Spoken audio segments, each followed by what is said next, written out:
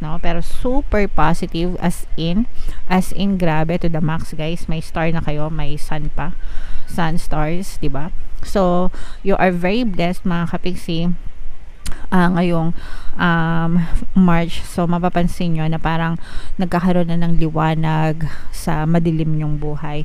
Ito yung ano, guys, no, yung parang yung iba sa inyo nai-stress kayo kung paano kayo, kumbaga yung iba sa inyo, lalo na kung meron kayo mga in-apply na trabaho, may mga pending applications kayo, guys, no, parang nai-stress kayo kasi inaantay nyo yung resulta. Okay, yun yung nagpapastress sa inyo.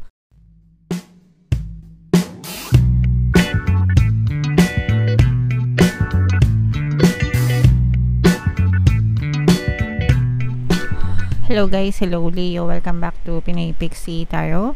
Ang pamagat ng episode natin for tonight is monthly taroscope para ngayong March para sa Leo, Sun, Moon, Rising Sign, and Venus. General reading lang, guys, pwede mag-resonate, pwedeng hindi, combination ng positive and negative energy, mga kapiksi. Sa dulo ng video, guys, magkakaroon tayo ng yes or no pick a card reading.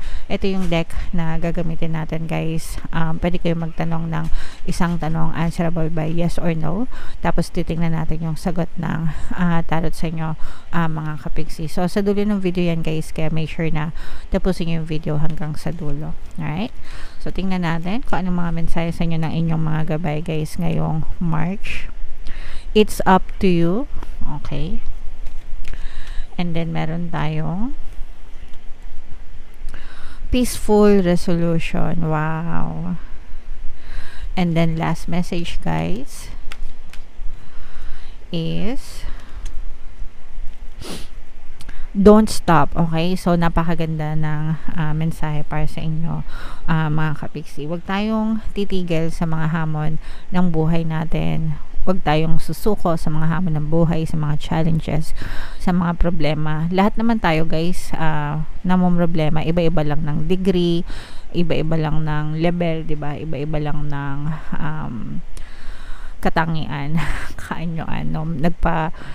Nag-poll nga ako sa sa community tab natin, 'di ba? Sabi ko doon, anong latest na masaklap na nangyari sa inyo lately, 'di ba? Kasi ako nasira yung PC ko. So syempre problema kayo dahil wala akong magamit. Pangalawa, yung mga files ko sa hard drive ko, wala akong backup. So babay na dun sa mga files ko. And then nagulat ako kasi yung iba openly nag-share sila ng mga struggles nila sa buhay. So yun yung ibig ko sabihin, guys, na lahat tayo na may problema, no? So ang importante lang is wag kayong susuko sa mga hamon ng buhay nyo, wag kayong madadapa, or if madapa man kayo, bangon lang ulit, mga kapiksi, laban lang. Dadating at dadating din yung solusyon sa mga problema nyo, mga kapiksi. Nasa sa inyo yan, guys, no, kung pipiliin nyo bang sumuko or pipiliin nyo ba na to keep on moving forward, mga kapiksi, despite ng mga circumstances sa inyong paligid, guys. Okay, and eto, guys, i-mind nyo na to. Kung napapansin nyo, guys, no, eto na yung, ayan na yung pahiwatig, no, lumalabas na yung makulay na rainbow, diba? Ayan. So yung rainbow, sabi nga, 'di ba, there's a rainbow after the rain. Yung rain, yun yung pagsubok, 'di ba? And yung rainbow, yun yung pag-asa, no? Na matatapos na yung lahat. Pag dumadating yan, ibig sabihin patapos na yung mga problema mo. So, and at the end of the rainbow, there's a pot of gold. So, just keep on moving forward, mga kapiksi. Persist, wag kayong susuko. Dadating din sa inyo yung mga solusyon. Manalig lang kayo sa sarili nyo, mga kapiksi. Alright? So, i-mind nyo to, guys, sa comment section. Mind peaceful resolution. Mind solution sa mga problema, ganyan, para talagang ma-experience nyo yung mga solusyon sa mga problema na pinagdadaanan nyo. Okay? Alright. So, ngayon naman, comment down below, guys, no, if feeling nyo naka-resonate kayo dyan. So, ngayon naman, kapiksi, mga kapiksi, tingnan natin yung paparating sa inyo ngayong March.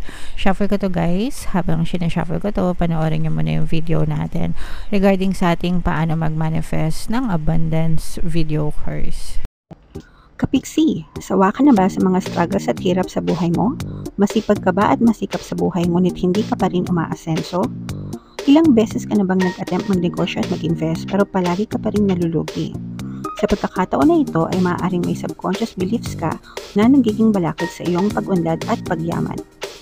Introducing, paano mag-manifest ng abundance video course.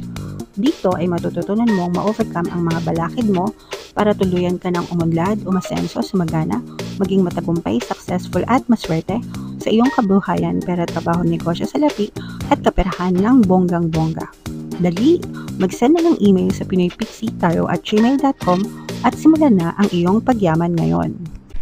Alright, so sama-sama tayong magpayaman ngayon 2024 mga kapiksi. Mag-avail na kayo ng course guys kasi sobrang ganda talaga niyan, and good news mga kapiksi dahil ngayong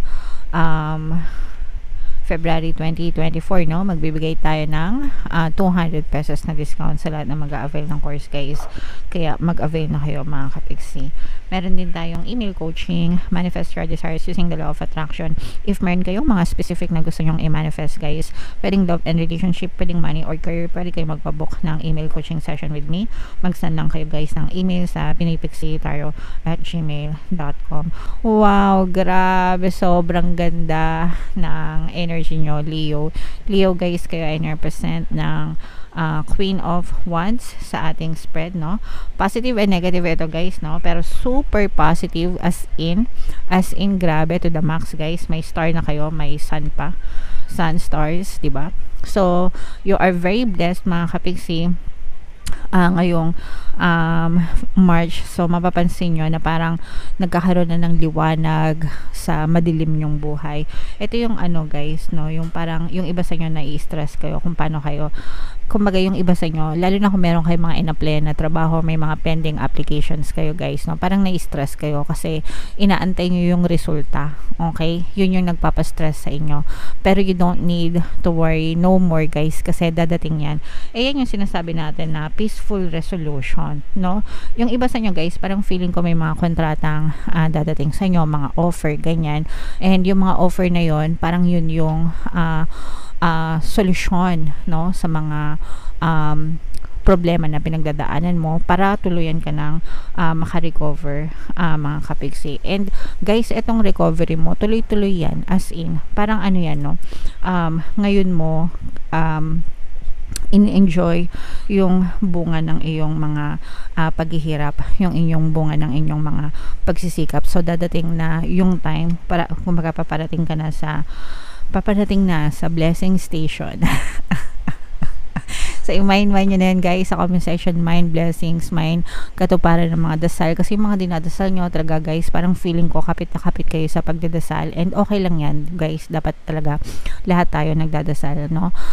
Feeling ko kapit na kapit kayo sa pagdadasal, dun kayo humuhugot ng lakas mga kapiksi. And right now, nararamdaman nyo na or mararamdaman nyo na yung mga dasal nyo binibigay na talaga sa inyo paunti-unti mga kapiksi. Kaya nga, don't stop, no? Huwag kayong titigil sa mga pagdadasal nyo, sa mga pag-affirm nyo, sa mga pagkilos nyo, hanggang sa talagang tuluyang sagutin ng nasa taas yung mga hinihiling nyo. Okay?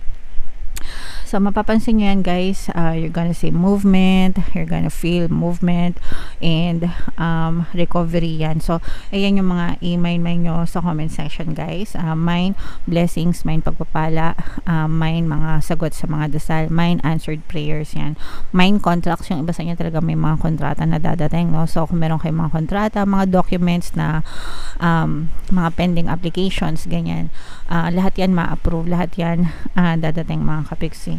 And talagang you will be emotionally happy, as in talagang alam mo yung ano, talagang joy kung joy, ganyan. Ibig sabihin napapatalon kayo sa galak, sa sobrang kagalakan mga kapiksi. I-check nyo rin guys yung angel number 999 and angel number 777 mga kapiksi. Alright, para baka may additional na mensahe sa inyo ang inyong mga anghel gabay. Ito guys, ito yung mga balakid no, sa buhay kung bakit hindi nyo ma-experience itong mga blessing na to, kasi yung iba sa inyo, you have a lot of negative thoughts and assumption. So kung hindi kayo makakawala dito sa mga negative, yung iba sa inyo guys, overthinker, no? Ibig sabihin, alam niyo na, overthinking, exage kayo mag-isip, no? And yung pagka-exaggerate ng pag-iisip nyo, nasa nega, wala sa positive, no? And yun yung nagiging balakid ng iba sa inyo kung bakit hindi nyo na-experience yung mga blessing at kasaganaan. Kung baka parang imbes na mag-focus kayo sa solusyon, mas nagfo-focus kayo sa problema, reactive yung iba sa inyo. Kaya yun yung block nyo. So iwasan nyo to guys, kasi pag hindi nyo to iniwasan, yung pagiging overthinker nyo mga kapiksi, maghihirap kayo. Imbes na kumbaga maghihirap yung kalooban nyo, yung problema nandyan lang, hindi dadating sa inyo yung solusyon. So yun yung balakid na kailangan yung i-overcome, yung pagiging overthinker. Okay, kasi kabaligtaran ito nung nakita nating energy kanina na blessings, pagpapala, answered prayers, no? Because lumalabas yung mga blocks. So, binabasa natin guys yung both positive and negative, kasi yung mga negative, dun yung malalaman ko ano yung mga balakid. Yung mga magaganda, dun yung nakikita yung mga potential na pwede nyo ma-experience, no, sa positive energy. Pero kung hindi nyo naman ma-overcome yung negative energy, hindi nyo rin ma-realize or ma-experience yung positive energy, mga kapiksi. So, it's very important. Yun yung kagandahan kapag nakikita natin yung negative energy, nakikita natin yung mga babala sa inyo, yung mga balakid nyo, yung mga kailangan nyo i-overcome para malampasan nyo yung mga problema na pinagdadaanan nyo. Okay? So, ito guys, kapag meron kayong mga problema, sabihin nyo lang guys, this too shall pass. Okay? Lilipas din ito. Malalampasan ko rin ito. Okay? When you say those words over and over again, definitely, malalampasan nyo talaga yung mga problema nyo sa buhay. Okay? And then, mag-focus kayo sa mga blessings. Yan, yung mga sinabi ko kanina, mga answered prayers, kasi sobrang ganda talaga ng mga energy na paparating sa inyo sa positive. Sayang naman yan guys kung hindi nyo ma-experience dahil sa pagiging overthinking nyo. Okay? Alright. So, tingnan natin. Ito na yung ating yes or no pick a card reading guys. Huminga kayo ng malalim, tapos itanong nyo sa isip nyo kung ano yung gusto nyong malaman for March. Habang sinashuffle natin to guys, no, pwede kayo mag-join. I-click, meron tayong membership program dito sa ating channel. I-click nyo yung join button dito sa video na to, o kaya dito sa taas mga kapiksi, lalagay natin yung link. Kapag member na kayo, magkakaroon kayo ng access sa mga exclusive videos natin regarding manifestation, using the power of your subconscious mind and law of attraction, para matuto kayo mag-manifest on your own mga kapiksi. So, hinga ng malalim guys. Tapos, itanong nyo sa isip nyo kung ano yung gusto nyong malaman. Answerable by yes or no. Tapos, ito yung pili kayo ng isa guys. Card 1, card 2, card 3. Kung card 1 ang napili nyo, ang sagot sa tanong nyo ay yes. Kung card 2 ang napili nyo, ang sagot sa tanong nyo ay yes. And kung card 3 naman ang napili nyo, ang sagot sa tanong nyo ay no. Alright? So, comment down below, Leo, if feeling nyo naka-resonate kayo, guys, sa inyong mga positive energy. Sabi ko nga sa inyo, i-mind nyo na, guys, para ma-experience nyo talaga siya sa inyong physical reality. Ito yung ating mga pampaswerte subliminal, guys. Pakinggan nyo na para talagang umasenso kayo ngayon, 2024. And ito naman yung ating success stories ng paano mag-manifest ng abundance video course. Click here to subscribe, guys, and click here to join our membership program. Thank you for liking, sharing, and subscribing. See you again next time. I love you all, guys. Have a nice day. Bye-bye.